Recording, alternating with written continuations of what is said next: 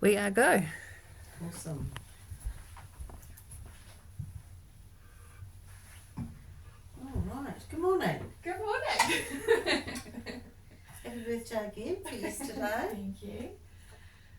So today we're going to have a little bit of a chat about the interprofessional current that we have been looking at. Yeah, and we interviewed 3 people in total, didn't we? We did, yeah. I guess I was thinking about our goal is, well, for me, it was really, and what we kind of talked about is transition is a little bit of a mystery in our area and how it works and who really takes the lead and how I just feel like there's some things to unravel there.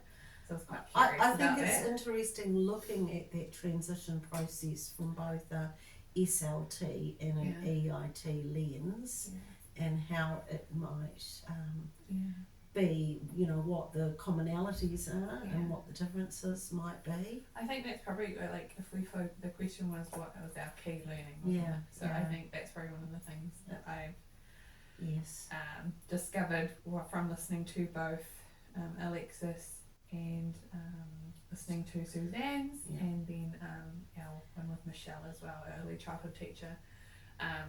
I learnt really what their role was, and that was like kind of the first point, is building that knowledge.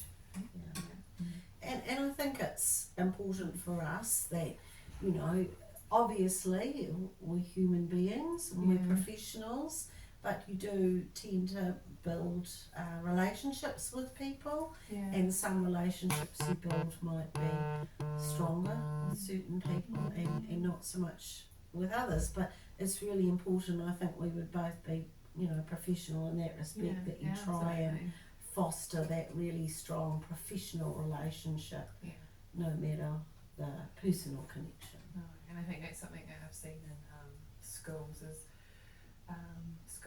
there's sometimes a tension with people coming in and the after talk and that, and I'm always really aware of that in my role, as being like, whether I should worry about this or not, but what are they saying when you're not there? Like how, really, and what kind of impact have you left, and what's their, I don't know whether I should worry about that. But I think another aspect of it that we can put into that situation is definitely that sometimes, we've talked about this before, being a bridge, and sometimes that's being a bridge between the whānau and the school, but in this situation, if there do appear to be tensions that exist, we can be the one in the middle. We can still be a bridge, actually, or like be like the sort of cast out the net to bring them all together.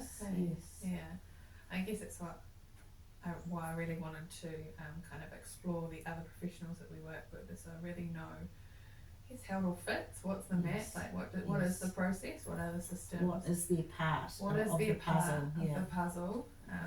Because like our previous role as teachers, we didn't really necessarily know how that all worked. So my previous role as a Senko, actually, I did do a lot of transitions into school, and in that role I had a number of different EITs that I worked with, and obviously a lot of preschools, but probably the pattern you've observed, and certainly the one that I have, is that whether or not you have contact with the ECE depends sometimes on the ECE.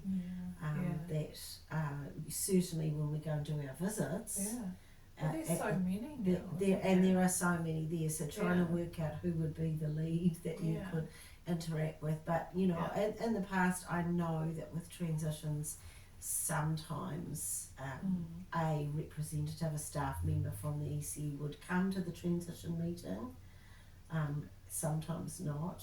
Since I've been here in this job and in this cluster, I have not had an ECE teacher at the transition meeting. What about you? Yes, it is. So one of the teachers that I've worked with was actually Michelle Esposti. Yes.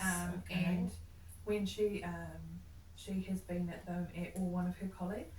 So this particular transition that we're working with at the moment at Lee Preschool, where it's not as straightforward. He needs a little bit more time to work into school. he needs his bridge to be a bit longer and his pathway needs a little bit more scaffolding and a little bit more talking and putting things in place in preschool in preparation for being able to cope with school. So we've extended his transition period by remaining enrolled in preschool, and so we've had he's having an extra term. He's having an extra term, and then we're doing a graduated transition. Nice. In term 4. So but that was all really negotiated by the team and the whānau. She was at the heart of that decision as well. She was really supportive and wanted her son to have the best start possible, and she asked everyone, "What do you really think? What is?" And that was what fed that meeting. Like, Mum was like, she's like, I know he's full of beans, I know he's got energy, I know that there's some things that are taking a little bit longer to get in place for him. She's like, how do we give him more time? So, and that was Mum, the whānau fed that. So, and the EIT teacher, the early intervention teacher, which was Suzanne, she listened to supported that. Michelle supported that. I was there and I heard that as well. And there was also the classroom teacher that he would be going into there. So it was quite a big transition team. And I guess I really saw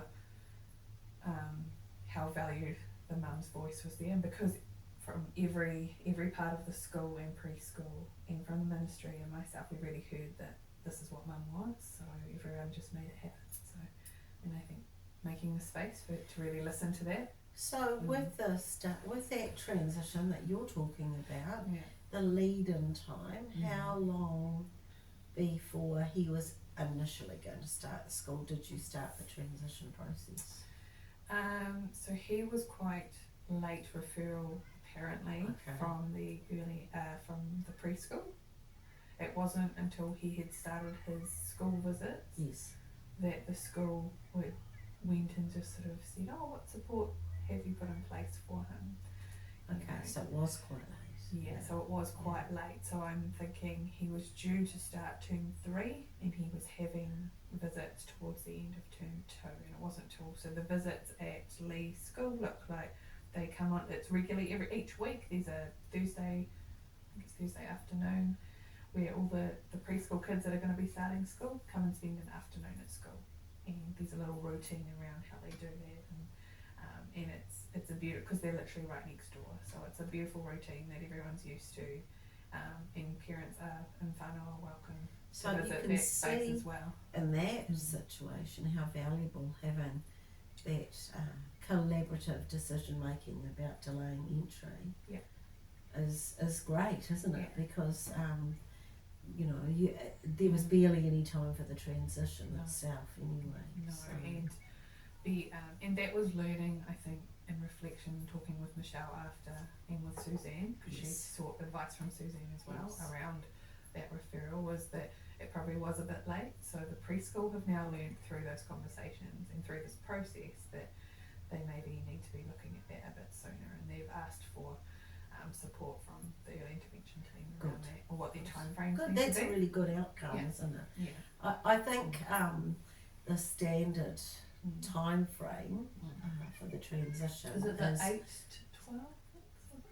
So I think it's like 6 weeks before start and 6 weeks after, so 12, but that's quite challenging in a way, because even the 6 weeks lead in, we've got a little boy that I've just picked up, but we haven't had our initial meeting yet, and so next week is going to be week 6, isn't it? We don't have a date for it yet.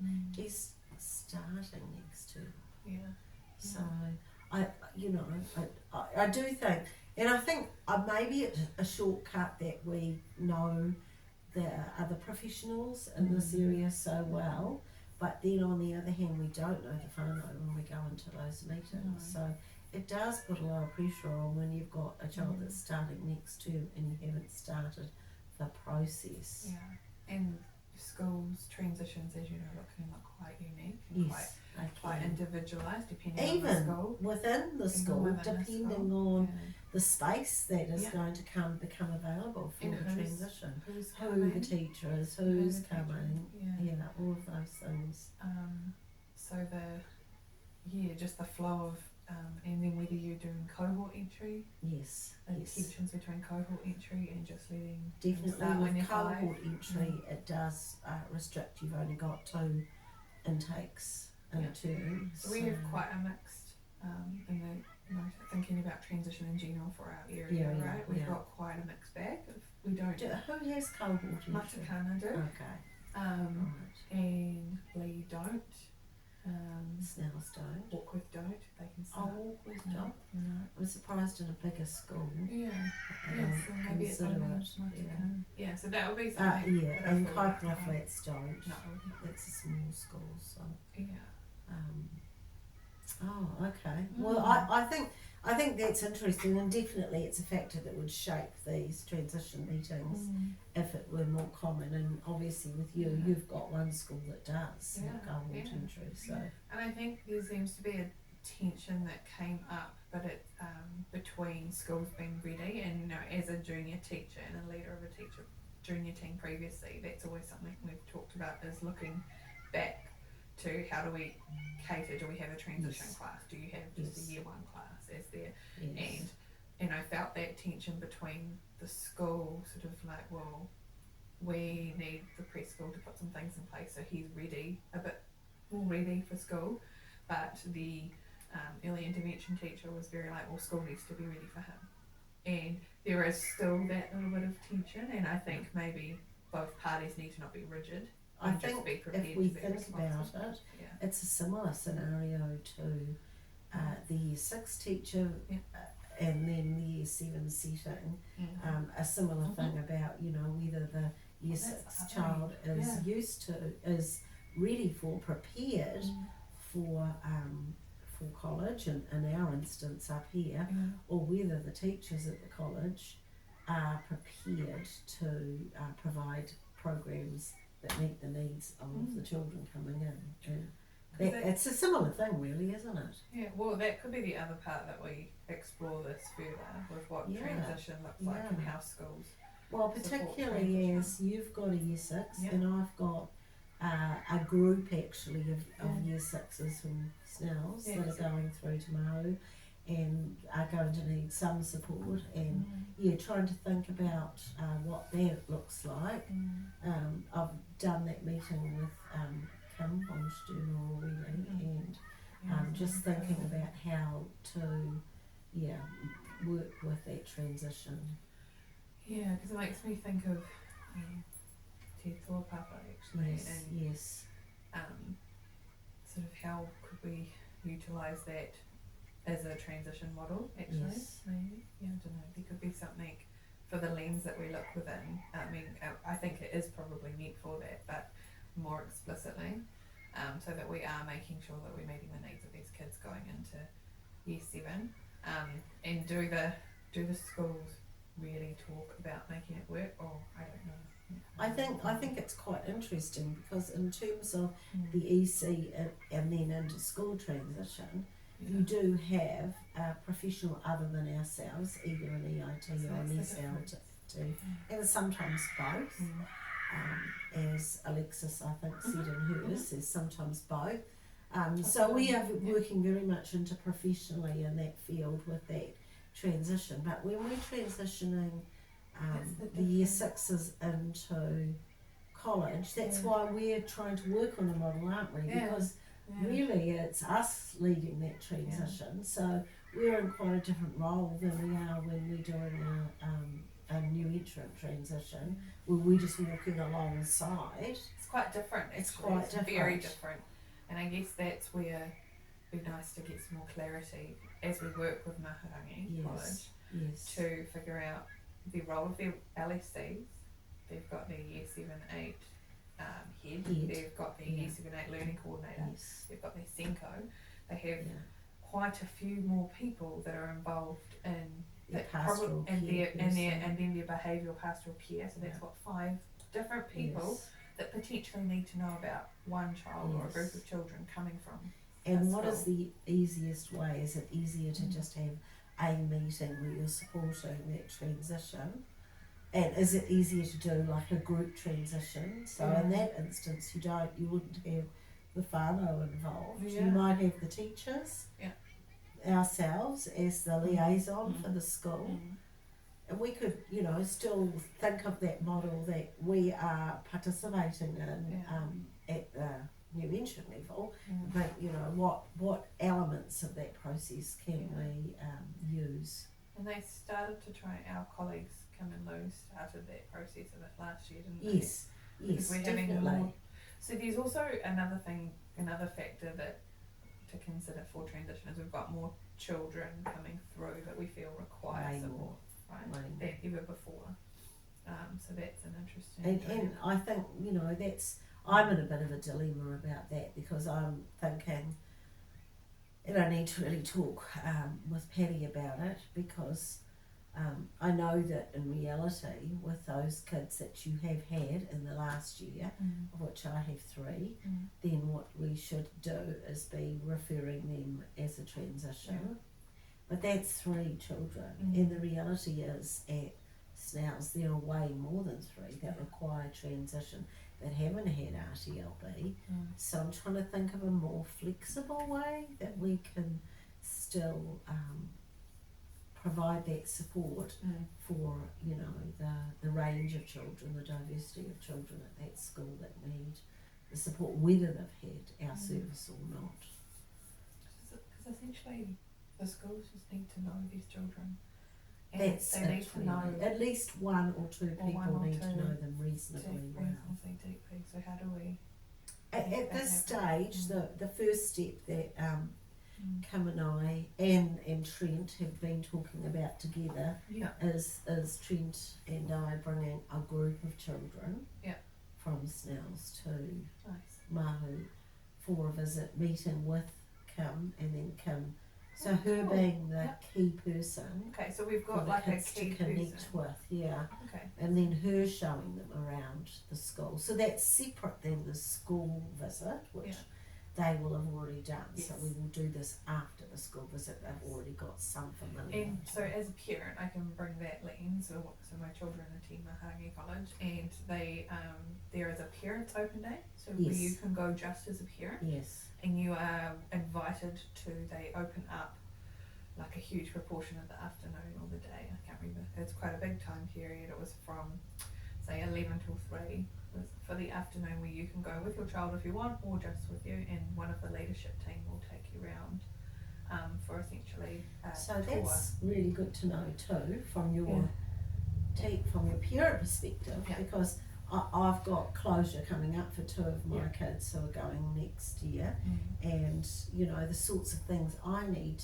the sorts of information I need to be able to share with them around that transition process, which I feel a little bit is like we're going to be making that plain as we're flying. Yeah, I think we are though. I feel like that's what because we're all 4 of us here are forging. Absolutely, with because you know they obviously looked at a model last year and had tried that, and there were some definite benefits to it. I think it was maybe more efficient in terms of it was 1 referral rather than 6. I think kids there were in the group, but then there were also some drawbacks to that process as well. I think particularly, so I've had one of my validations, this lovely mum has kindly given me, asked her for some feedback on her experience in working with me and with the RTLB service, and one of the things she's really keen on is wanting to know more about supporting her son with transition. Yes.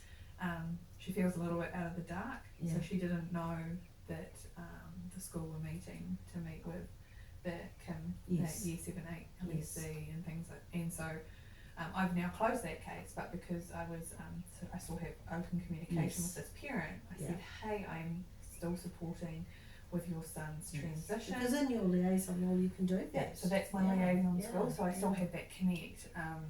But she felt a little bit out of the loop. She knows that he's going to have his school visit. She knew about the parent one. So locally, Maharangi College, they advertise in our local newspapers, the Maharangi Matters. They advertise on some of the sort of community notices, but mostly online. And so if you don't, so one of the things as a new parent there, if you are not connected to Facebook and you don't know how to navigate a website, you wouldn't know you're out of luck. And I've come across my first sort of parent recently that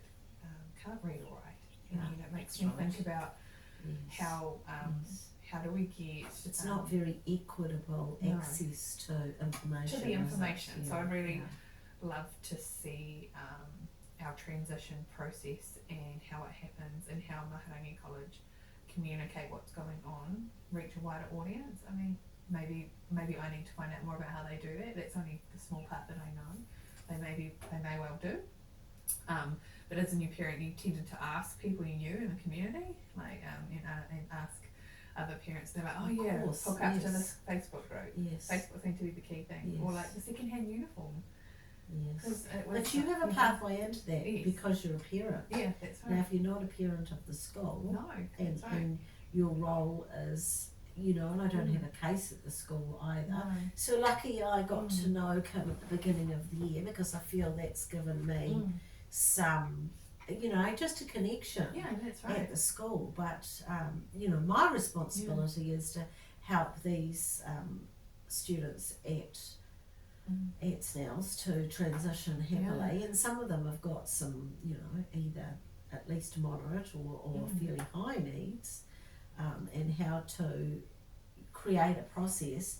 I think what's been really great about this interprofessional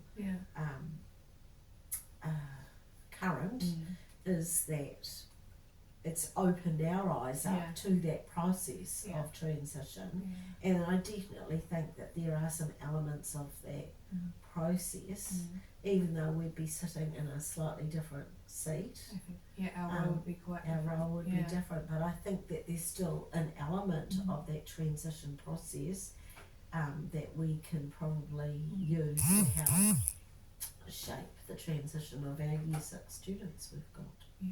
I think the only other, I was thinking about other aspects to transition that I've come across in this role, is the only other, I had one case where I had students that moved to a different school down in Christchurch. Yes, in Christchurch. And you did some great mahi in that case. Thank you.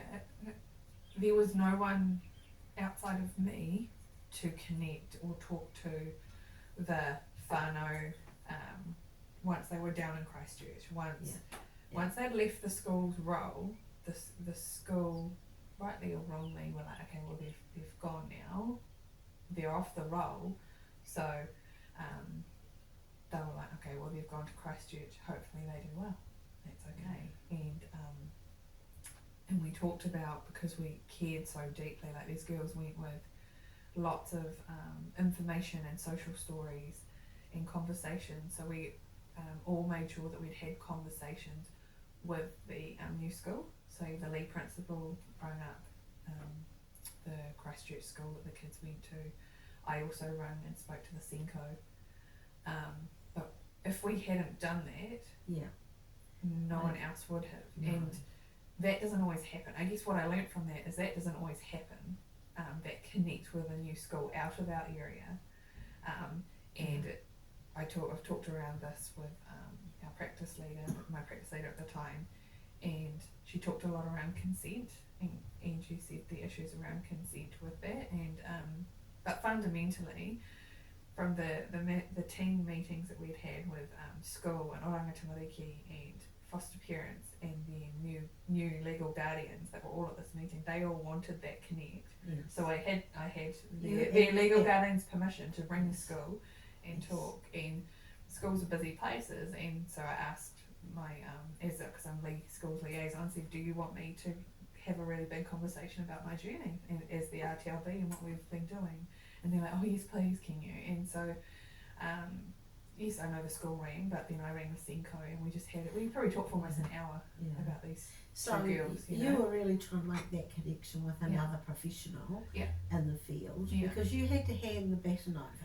And isn't that what transition is about, really, in a way? But there's nothing scripted. There's nothing scripted. So for us in there. No, and I agree. I think though, if you can use the pattern of what you know to be true, and I think one of the things I've certainly learned out of this IPP current is that making those really robust connections with other professionals, we have those connections established or deepening them a wee bit more in this area. Yeah. But for you had to reach out across the water, Across as it the were, water, to make those connections, because ultimately you needed somebody that you could share all the information with, but also that you felt would carry that torch that you've been carrying for those girls forward into the future, and make sure that they were the person that was going to be looking after.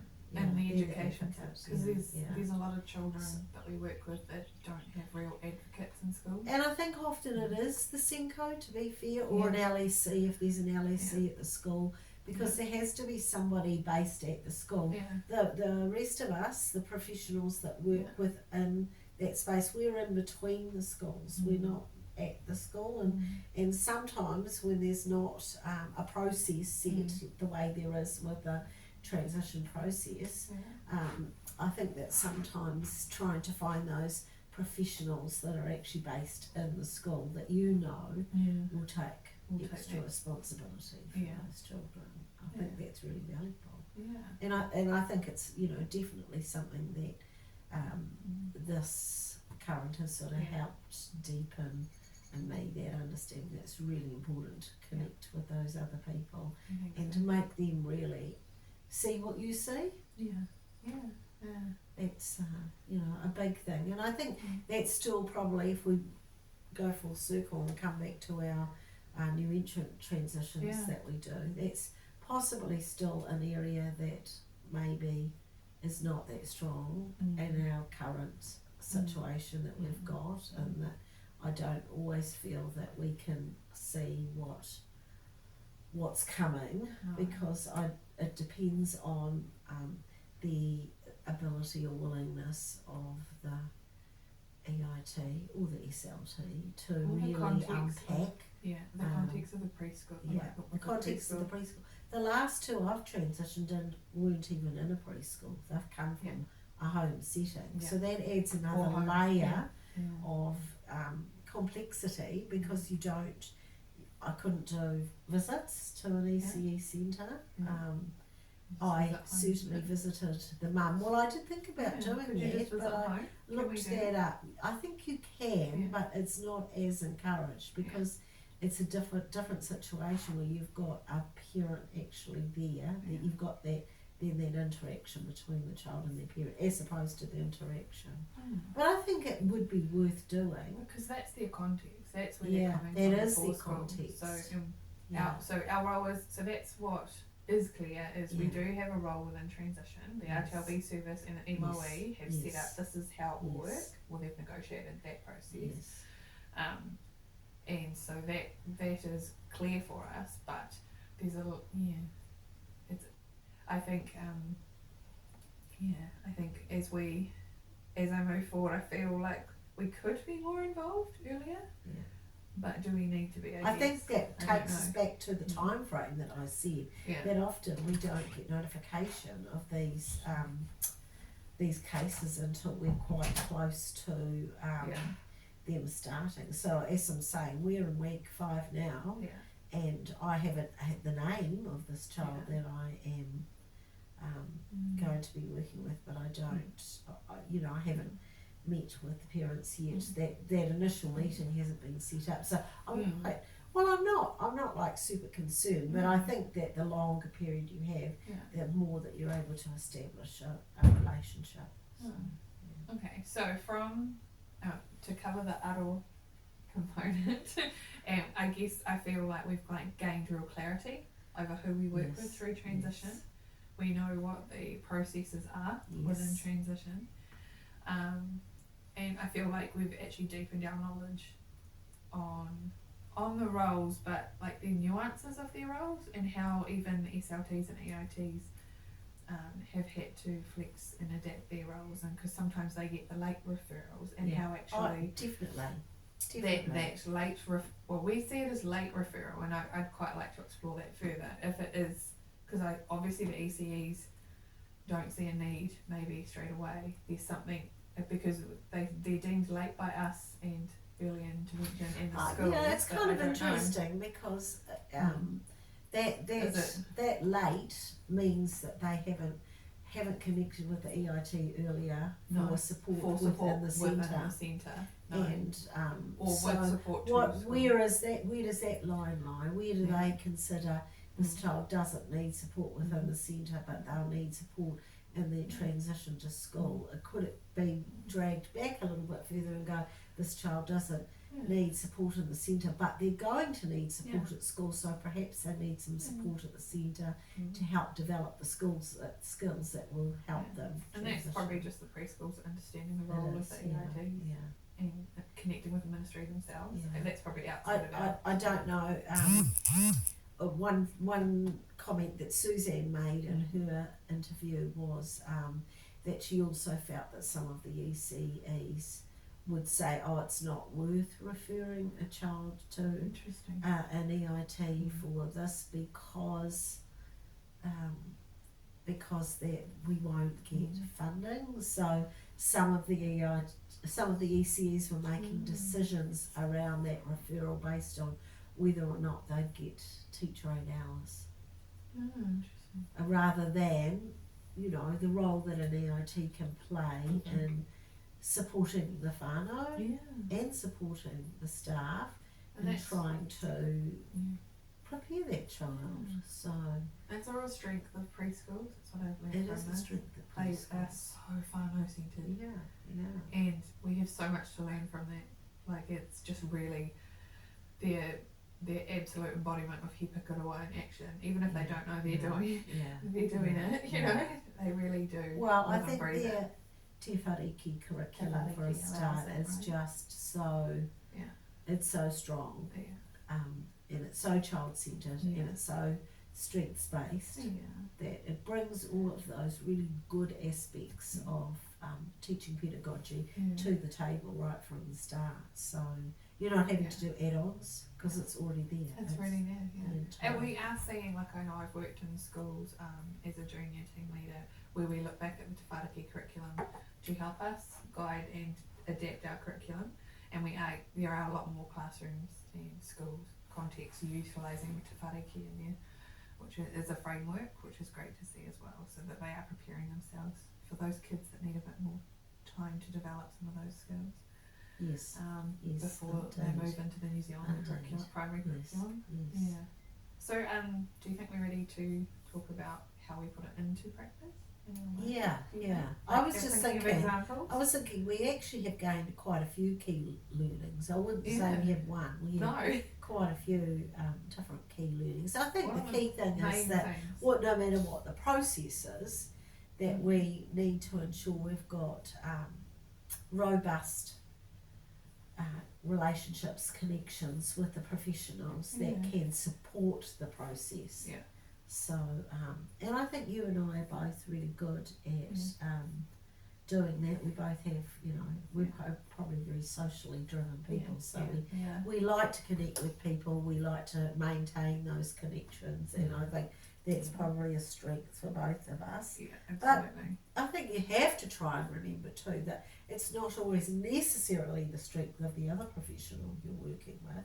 So sometimes it might be an easy thing, but sometimes it's less easy, but those connections still have to be there. So I think, do you think that's maybe the key? I think so.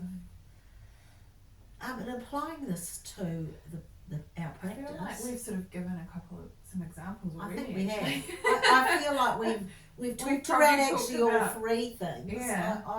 I think that probably what we've been talking about, which is applying the process of intervention, of a transition into school for a 5-year-old, that we could apply the process for our transition process to college, as long as we make sure we connect with the right professionals. That's right, and we're starting to do that more in our roles as RTLB. This year than we ever have previously. I definitely think so. Because we're all meeting our liaison as liaison RTLB. We're meeting with the LSC from the college and with the Year 5-6 team leaders or DPs for the kids coming through from our schools to the college, and we've got a new framework that we're sort of trying to work through and still develop as an RTLB team with the college. So I guess that's work in progress, and I think things in the future that we kind of need to do, I think, is build some connections with some of those other people that we're going to need to work with. Because I feel like I probably lean quite heavily on Kim at this stage, because she's really the only professional. She said to us we need to pop in more, so she said just pop in. So, maybe that's something that you and I could say to her, who else would be really good for us to connect with at the college.